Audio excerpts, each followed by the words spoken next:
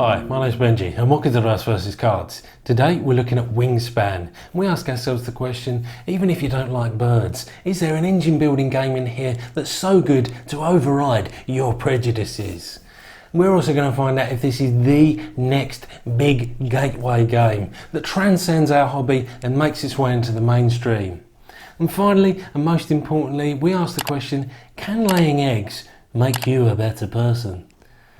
So let's see how this plays and whether this could be the next game for you.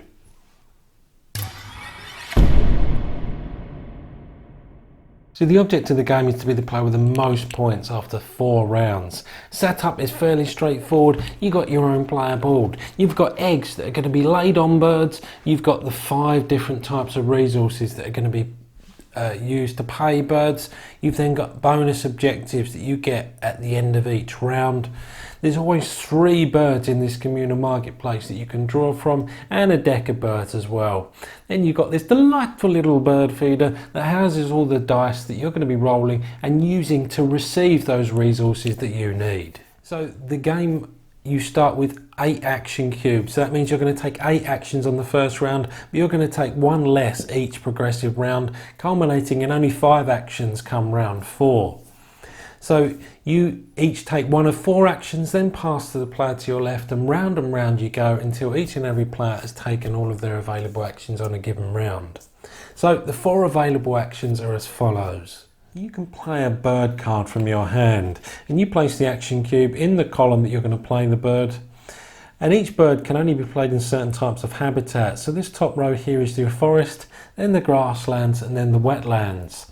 So we want to play this downy woodpecker in the forest because that's where its habitat lies. And the resource cost is in the top left hand corner here. So we can play 1 fruit to play that woodpecker.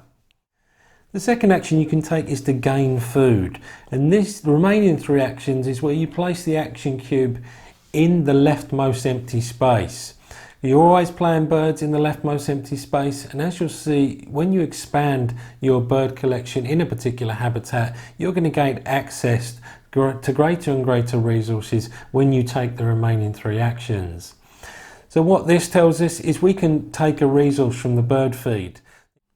The third action you can take is to lay eggs, and you'll simply take 2 eggs from the supply and place them on any of the birds in your habitats. But you'll have to note that each bird has a limit to the eggs it can lay, which can be found on the left hand side of the card. Then the fourth and final action is for you to draw bird cards. So here we can draw 2 cards, and there's always 3 face-up cards to choose from at the start of your turn. So you can pick 1 or multiple of these, or take cards from the top of the deck.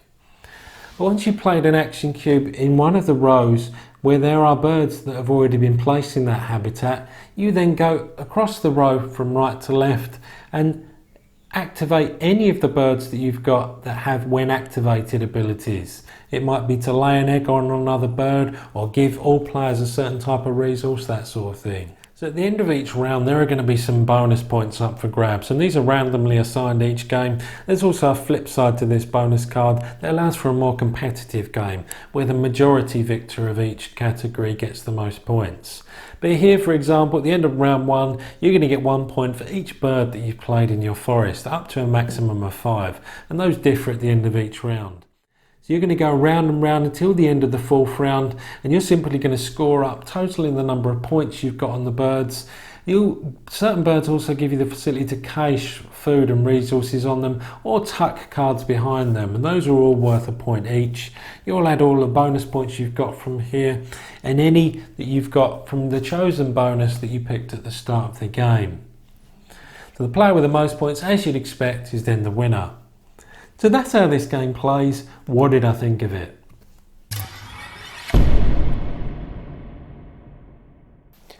So what's so good about the game? Well, number 1, you're going to struggle to find a more well-rounded and more accessible game on the market. So by well-rounded, I mean you've got 4 actions on your turn. All of them feel like they offer equal weight and equal potency, and all of them pursuant to one straightforward goal: to build that engine. It's so smooth, it's so elegant. I can't have any grumbles with that core nature of the gameplay.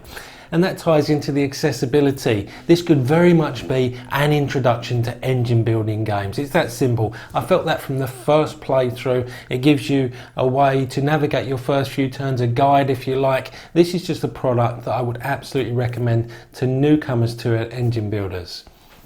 Secondly, and it's tied in again somewhat to the first point, but that all choices you make feel meaningful, i.e. they give you a sense of purpose that are pushing you towards what you want to do, and in equal measure, and they also feel synergistic in that way. You're going to start to see as the game progresses how you can synergize with the birds you played and the actions you take, and everything feels organic. And I keep mentioning this, but organic in pushing you towards your intended game plan. Number 3, I'm just going to skim over this, is very clear just from looking at it. The production values are top notch. And then finally, number 4, player scaling is a real trump card here. Whether you're playing solo, the Automa variant here is well thought out, well considered, is in a nice option for those that like solitaire games. But then 2 to 5 players, even though it's a you go, I go, and round the table you go game, none of the actions you take are overly onerous and take too much time. So even in a 5 player count, you're never thinking, really, do I want to play at 5 player? Things just move along smoothly, and it's not a particularly long game. So player scaling is spot on.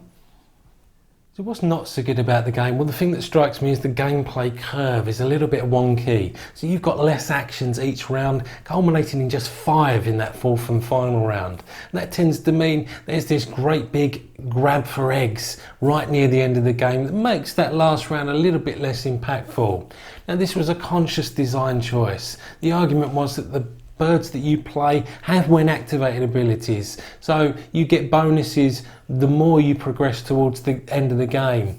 But to me, they're not quite as potent to override the fact that you've got less actions to take.